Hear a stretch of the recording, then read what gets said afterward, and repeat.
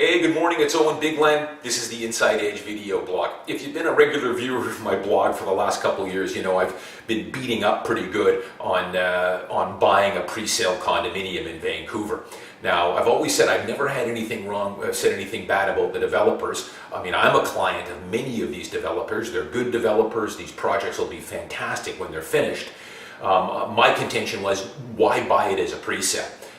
Wait till the thing's built if you want to move into it. That way it's tangible, you can look at it, touch the cabinets, look at the views, and then negotiate a deal.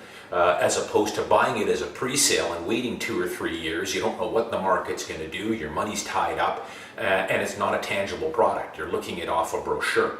The other thing is that most of the pre-sales I see right now are priced at or even above what the current MLS listings for tangible product is. Doesn't make any sense. It did 7 or 8 years ago. I bought some myself. I've even bought assignments because the market was going up by leaps and bounds. We're in a mature market right now.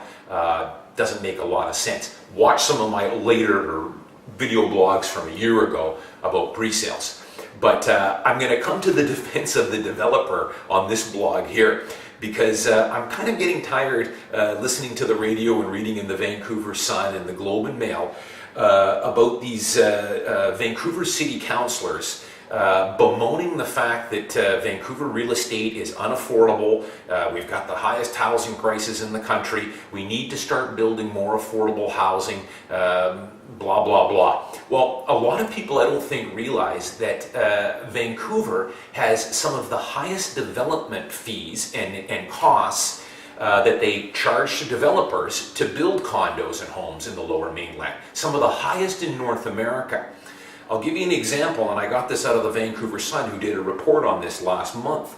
An 800 square foot condo in downtown Vancouver has close to $75,000 in fees, building permits, and development costs that have to be paid to City Hall.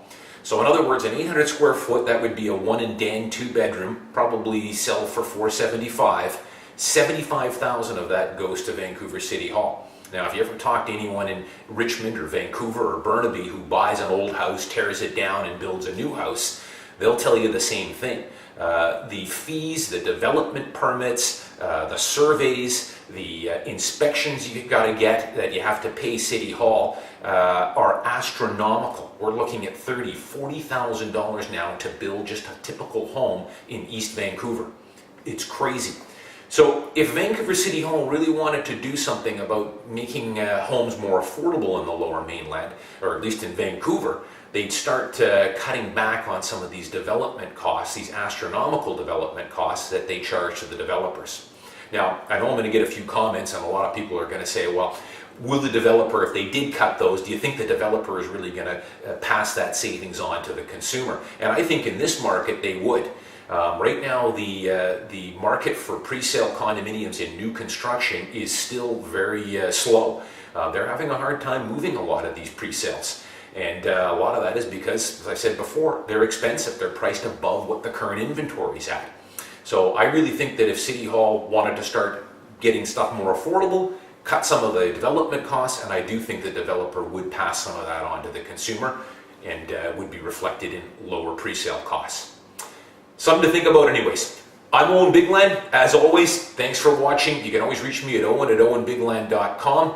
See you next time.